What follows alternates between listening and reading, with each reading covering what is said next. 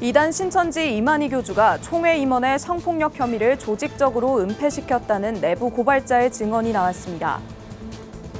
교회의 대표적인 유아교육기관인 선교원이 크게 줄었습니다. 그 원인과 이유를 취재했습니다. 코로나19 팬데믹을 지나면서 한국교회의 대면 예배가 회복되고 있는 것으로 나타났습니다. OTT 자체 등급 분류제 시행이 2주 앞으로 다가왔습니다. OTT 사업자가 자체적으로 영상물 등급을 심사하는데 문제점은 없는지 취재했습니다. 구티비가 호남 전북본부 설립에 앞서 본부장 임명식을 진행했습니다.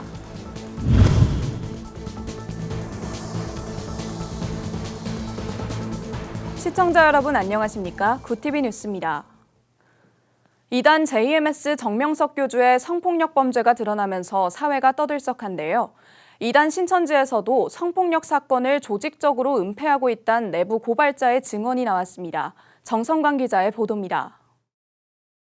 사이비 종교의 추악하고 교활한 민낯이 또 드러나고 있습니다. 이단 신천지 이만희 교주가 총회 임원의 성폭력 혐의를 알고도 조직적으로 은폐했다는 내부 고발이 나왔습니다. 전국 신천지 피해자연대는 14일 서울 서대문구 경찰청 앞에서 기자회견을 갖고 내부 고발자의 증언을 바탕으로 이만희 교주를 포함한 간부 5명을 고발했습니다. 고모 씨가 2명의 여자를 강간했다는 얘기를 들었고 이를 확인하여 총회장님께 전화를 드렸습니다. 총회장님께서 바로 잡아주실 것이라 믿었고 기다리며 피해 청년들을 위로했습니다. 그러나 이후 총회를 음해하려고 거짓으로 꾸며냈다고 하는 말을 들었고 내부 고발자의 증언문에 따르면 지난 2020년 신천지 신도를 중심으로 코로나19 감염자가 폭증했던 당시 신천지 총무였던 고 씨는 이만희 총회장의 사택에 방문해야 한다며 내부 고발자 유 씨에게 검찰과 기자의 눈을 가려줄 아내 역할을 할 여신도를 보내달라고 요청했습니다. 이후 고 씨로부터 성폭력을 당한 여신도 김모 씨가 총회 간부로부터 성폭력을 당했다는 자필 진술서를 작성했지만 이 과정에서 신천지 고위 간부들이 피해 여성에게 거액의 합의금을 주고 경찰 측에 그런 일이 없었다고 증언하도록 회유하고 은폐한 겁니다. 피고발인 일당은 피해자들을 회유와 협박하여 피해 사실을 진술하지 못하도록 한 것으로 보입니다. 신천지라는 특별한 종교 조직 내에서 피해자들은 어떤 보호도 받지 못하는 무방비 상태로 방치되었다고. 실제로 당시 이 사건을 수사 중이었던 경찰은 피해 여성들이 협조를 해주지 않아 증거 불충분으로 수사가 종결됐다고 밝혔습니다. 전피현 측은 내부 고발자의 진술을 바탕으로 고소장을 접수하고 여전히 신천지 내부에 있는 피해자들을 위해 신속히 강제 수사가 이루어져야 한다고 강조했습니다. 구티비 뉴스 정성광입니다. 불과 10수년 전까지만 해도 전국 곳곳의 교회엔 지금의 어린이집과 같은 유아 교육기관이 운영돼 왔습니다. 바로 선교원인데요. 미래의 교회를 이끌어갈 다음 세대를 키우는 이 선교원이 지금은 찾아보기가 상당히 어려워졌습니다. 그 이유를 장정훈 기자가 취재했습니다. 인천 남구의 한 선교원. 만 4세 이상 아이들이 성경 구절 암송과 찬양을 부르며 기독교 교육을 받고 있습니다. 이렇게 선교원은 어린이들에게 조기 신앙 교육을 제공하며 교회를 책임질 다음 세대로 키워내고 있습니다. 특히 선교원 출신 아이들이 자라 교회의 뿌리 역할을 해왔기에 선교원은 대표적인 다음 세대 교육기관으로 불렸습니다. 하지만 선교원은 현재 찾아보기가 어려운 상황입니다. 2000년대 초 최대 15,000여 개에 달했던 선교원은 현재 전국에 30여 곳만이 법인으로 등록돼 있습니다. 아이들을 가르치는 교사들은 출산율 감소와 경제적인 부담이 큰 원인이라고 말합니다. 어린이집과 유치원은 나라에서 보육료를 지원하고 있지만 선교원은 어린이 교회로 그런 부분들이 되어 있지 않아서 경비를 부모님들이 다 부담을 해야 하기 때문에 현재 5세 이하 어린이를 보육기관에 보낼 경우 정부의 지원금을 받을 수 있어 비용이 발생하지 않습니다. 하지만 교회에서 운영하는 선교원은 국가지원금 없이 별도의 원비를 지불해야 하기 때문에 부모들은 부담을 느낄 수밖에 없는 겁니다. 아이들이 줄고 교회에서도 적자가 발생하며 교회들은 선교원 운영을 포기하는 실정입니다. 사단법인 세계 어린이 선교회 총회 회장 한원선 목사는 선교원을 운영하는 교회가 겪는 재정적 어려움을 설명했습니다. 저희가 이제 헌금을 받아서 운영하기 때문에 선교를 하는 데가 경제적으로 풍부하지 못해요. 국가에서 보충받아갖고 교사 월급도 주고 이런 거 전부 다 문제를 다 해결해요. 근데 우리는 그게 안 되는 거죠. 한 목사는 선교원의 줄어드는 재정 지원을 지적했습니다. 또 어린이 사역의 중요성을 강조하며 교회와 교단, 총회의 관심을 호소했습니다. 교회가 모금해야 될 기부금 모금에 가장 중요한 건 난 어린이 선교라고 생각해. 이 나라가 하나님이 세우신 나라라는 것이 신학적으로 증명이 되고 가르쳐야 된다. 지난해 인구보건복지협회가 청년 세대를 대상으로 출산을 원치 않는 이유를 조사한 결과 양육비와 교통비 등 경제적 부담이 57%로 가장 컸습니다. 이런 부담은 아이들을 선교원에 보내려 하는 교회 성도에게도 마찬가지입니다.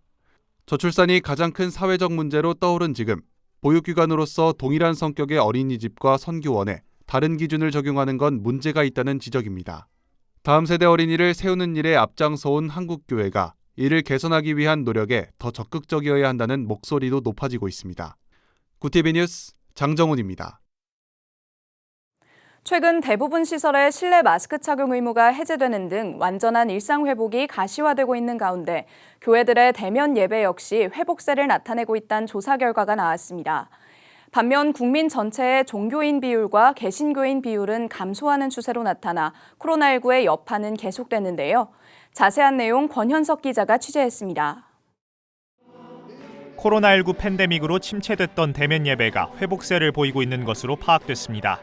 최근 목회데이터 연구소가 발표한 한국인의 종교생활과 신앙의식에 따르면 지난 주일 출석하는 교회에 현장 예배를 참석했다는 응답이 약 68%로 나타났습니다. 사회적 거리두기 해제 직후인 지난해 4월 57%로 조사된 데 비해 약 11%가 증가한 수치입니다. 반면 온라인 예배 참여는 감소했습니다. 출석하는 교회에 온라인 예배를 드렸다는 응답은 16%로 지난해 2021년 31%, 지난해 27%에 이어 계속해서 감소세를 보였습니다. 주일 예배는 반드시 교회에서 드려야 한다는 응답 역시 지난해 34%에 비해 49%로 크게 늘면서 대면 예배에 대한 성도들의 인식이 긍정적으로 변화하고 있는 것으로 나타났습니다. 온라인 예배 이제 결여된 것들이 있죠. 그 이제 관계성이라든지 공동체성이 결여돼 있죠.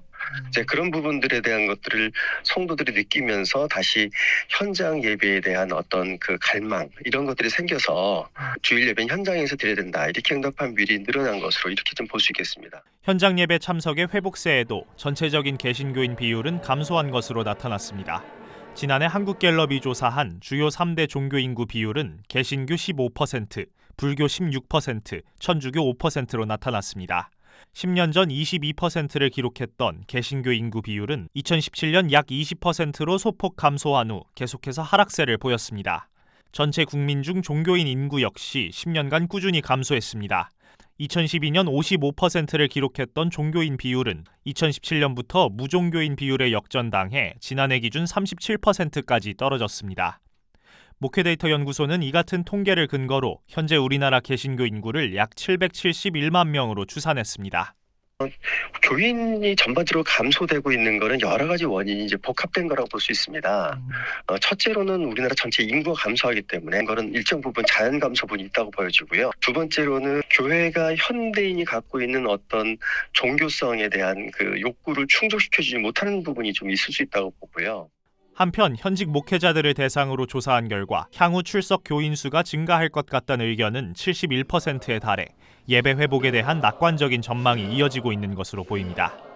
코로나19로 인한 침체기를 벗어나는 현재 한국 교회가 진정한 회복으로 나아가기 위해 전문가들은 교회가 다양한 소그룹 활동 등 온라인 예배에서 얻을 수 없던 공동체성 강화에 집중해야 한다고 조언하고 있습니다. 구티비 뉴스 권현석입니다. 미디어 산업의 주도권이 TV에서 온라인 동영상 서비스 OTT로 넘어가면서 시청 연령 등급 심의 기준이 도마 위에 올랐습니다. 앞서 구티비는 시청 연령 등급제가 무색하게 미성년자들에게 선정적인 콘텐츠가 무분별하게 노출되고 있는 현실을 보도해드린 바 있는데요. 영상물 등급위원회는 OTT에 등급 분류 권한을 줘 OTT 사업자가 자체적으로 등급을 심사할 수 있게 한다는 방침을 밝혔는데 논란의 소지가 있어 보입니다. 정성관 기자가 취재했습니다.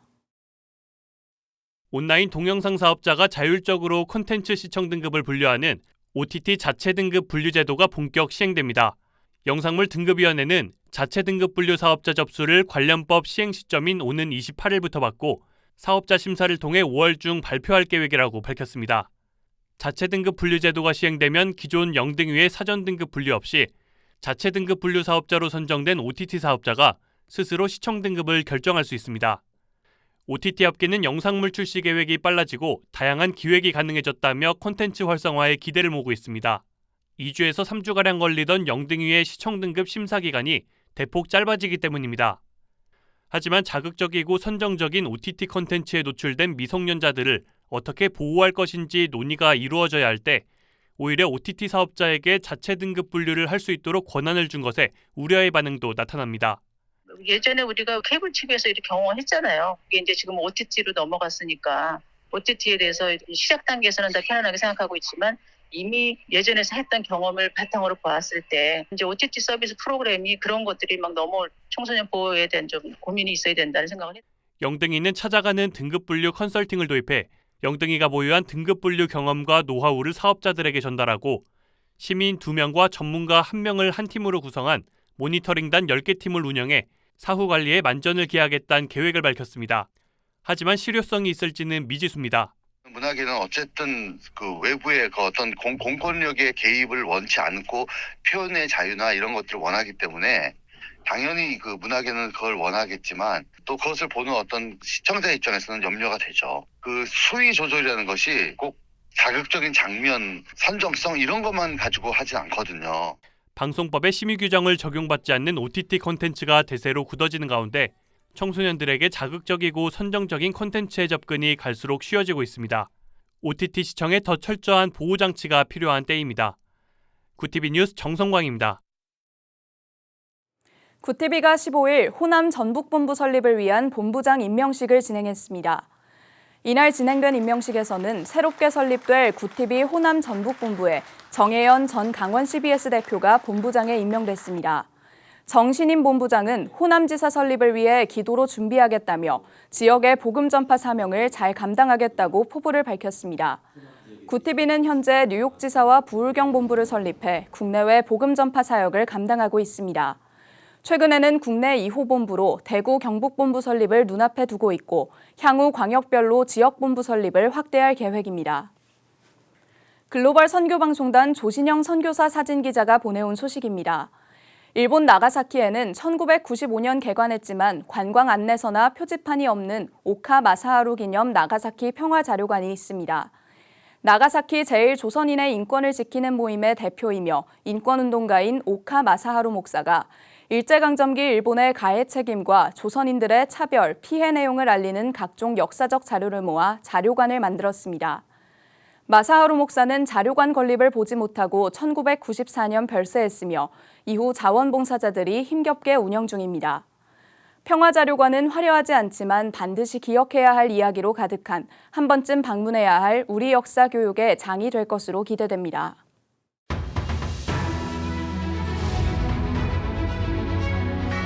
오늘의 이슈 포커스입니다. 정부가 지하철이나 버스 등 대중교통에 대한 마스크 착용 의무를 오는 20일부터 해제한다고 15일 밝혔습니다. 대중교통 마스크 해제는 중앙정부 차원의 마스크 착용 의무가 생긴 2020년 10월 이후 2년 5개월 만입니다. 한창섭 코로나19 중앙재난안전대책본부 제2차장은 1월 30일 실내 마스크 착용 의무를 조정한 이후 일평균 확진자는 38%, 신규 위중증 환자는 55% 감소했고 신규 변이도 발생하지 않는 등 방역 상황은 안정적이라면서 배경을 설명했습니다. 정부는 이와 함께 20일부터 마트와 역사 내 개방형 약국에 대해서도 마스크 착용 의무를 추가로 해제합니다. 정부가 2042년까지 수도권에 300조 원 규모의 민간 투자를 유치해 세계 최대 첨단 시스템 반도체 클러스터를 조성합니다. 기존 반도체 생산단지인 경기 기흥과 화성, 평택, 이천을 연결하는 반도체 메가 클러스터를 만든다는 구상입니다. 산업통상자원부는 15일 제14차 비상경제민생회의에서 이런 내용의 국가 첨단 산업 육성 전략을 발표했습니다. 메모리와 파운드리, 디자인 하우스, 팹리스, 소부장을 아우르는 반도체 전 분야 밸류체인과 우수 인재를 한 곳에 모아 글로벌 반도체 클러스터의 선도 모델로 자리 잡게 한다는 겁니다. 이와 함께 산업부는 6개 첨단 산업에서 2026년까지 550조 원 규모의 민간 주도 투자를 이끌어낸다는 전략도 수립했습니다. 대통령실은 15일 고용노동부가 최근 발표한 근로시간 제도 개편 방안과 관련해 주당 최대 근로시간은 노동약자의 여론을 더 세밀히 청취한 뒤 방향을 잡을 것이라고 밝혔습니다. 김은혜 홍보수석은 윤석열 대통령의 노동시장 정책 핵심은 MG 근로자, 노조 미가입 근로자, 중소기업 근로자 등 노동약자의 권익 보호라며 이같이 말했습니다. 현행 주 52시간 근무제를 유연화하는 개편안의 방향을 유지하되 일주일 최대 근로시간을 69시간으로 잡은 부분에 대해선 대폭 수정을 시사했습니다. 대통령실이 연이틀 주 최대 69시간제에 대한 여론 수렴을 강조한 건 청년층을 중심으로 부정적인 여론이 확산하는 것을 막기 위한 것으로 보입니다. 여성가족부가 청소년 출입 고용금지업소 영업 예시에 룸카페를 포함해 명문화합니다.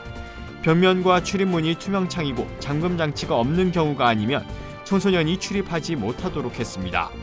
여가부는 이 같은 내용을 담은 청소년 출입 고용금지업소 결정고시 일부 개정안을 3월 15일부터 20일간 행정예고한다고 15일 밝혔습니다.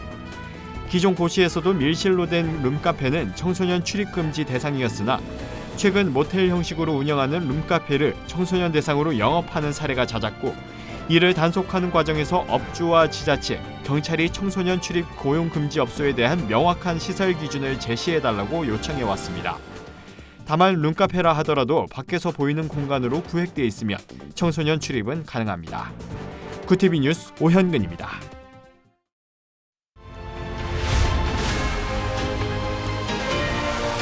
구티비 월드와이드입니다. 미군 무인기와 러시아 전투기가 우크라이나와 러시아 양국이 닿아 있는 흑해의 상공에서 충돌해 미군 무인기가 추락했습니다. 미국과 러시아가 이미 우크라이나를 두고 사실상 대리전을 벌이는 상황에서 이 사건으로 양국 간 긴장이 더 고조될 수 있다는 우려가 나옵니다. 미국과 러시아 군용기가 자국 상공 인근에서 비행하는 상대국 군용기를 차단하는 행위는 과거에도 종종 발생한 적이 있지만 이처럼 물리적 충돌로 이어져 미군기가 추락한 건 냉전 이후 처음이라고 AP통신은 전했습니다. 미국 정부는 러시아의 행위를 비판하고 앞으로도 국제 공역에서 이 같은 비행을 계속할 것이라고 밝혔습니다. 러시아는 무인기가 조종력을 상실하고 강화하다가 수면과 충돌했다고 주장했습니다. 조 바이든 미국 대통령이 연초 총기 난사로 미국 사회에 충격을 안겼던 캘리포니아주 몬터레이 파크를 찾아 총기 구매자에 대한 신원 조사를 강화하는 내용의 행정명령을 발표했습니다. 행정명령에는 총기의 안전한 보관을 독려하고 총기 제조업체가 미성년자를 포함해 총기를 시장에서 어떻게 판매하고 있는지를 연방거래위원회로 하여금 분석하도록 하는 내용도 담겼습니다. 백악관은 이번 행정명령의 핵심은 연방 허가를 받은 총기 판매업자가 행정명령을 준수하도록 압박을 가하고 이런 내용을 모를 수도 있는 이들을 교육함으로써 중범죄자나 가정폭력범에 총기를 판매하지 못하도록 신원조회를 확대하는 데 있다고 설명했습니다. 엘리자베스 살몬 유엔 북한 인권 특별보고관이 최근 유엔 인권이사회에 제출한 보고서에는 북한의 열악한 식량 보건 현황과 인권 사각지대에 놓인 여성들의 현실이 집중적으로 다뤄진 것으로 나타났습니다. 북한 인구의 42%가 영양실조에 시달리고 있으며 여성들이 가정폭력과 성폭력으로부터 스스로를 보호할 수 있는 여건이 제대로 마련되지 않았다고 보고서는 지적했습니다. 보고서는 유엔 식량 농업기구 자료 등에 근거해 2021년 말 기준으로 북한 인구의 60%가 식량 부족에 따른 불안에 시달리는 것으로 추산했습니다. 의약품과 의료 서비스 접근성도 심각한 인권 현안으로 꼽혔습니다. 3월 기온으로 최악의 폭염을 기록 중인 아르헨티나의 한 초등학교에서 학생들에게 수영복과 슬리퍼를 신고 등교하도록 해 화제가 되고 있습니다. 로사리오시의 프란시스코 구르차가 초등학교는 계속되는 폭염으로 인한 전력 공급 불안정으로 학교의 에어컨과 선풍기 사용에 제한이 따르자 수업 취소를 고민하다 교사들이 이러한 대안을 냈다고 현지 매체가 14일 보도했습니다. 학교는 수영복과 슬리퍼 차림의 학생들에게 물을 뿌리며 더위를 식혀주는 동시에 왜 이런 역대급 폭염이 발생하는지 기후변화와 이에 따른 결과를 설명하는 이색 수업을 진행했고 학부모들은 학교의 결정에 긍정적 반응을 보였습니다. 수도인 부에노스아이레스는 117년 만에 최고 기온 기록을 경신했습니다. 구티비 뉴스 오현근입니다.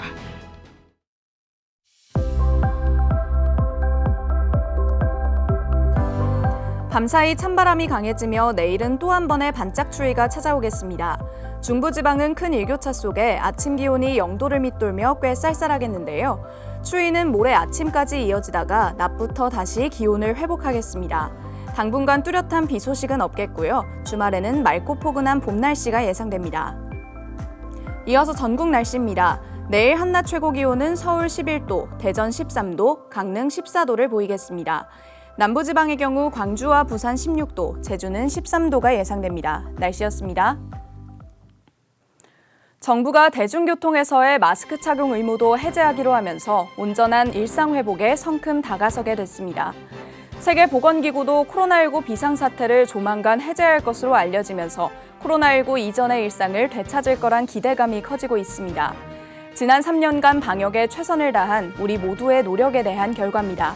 이상으로 뉴스를 마칩니다. 함께해 주신 여러분 고맙습니다.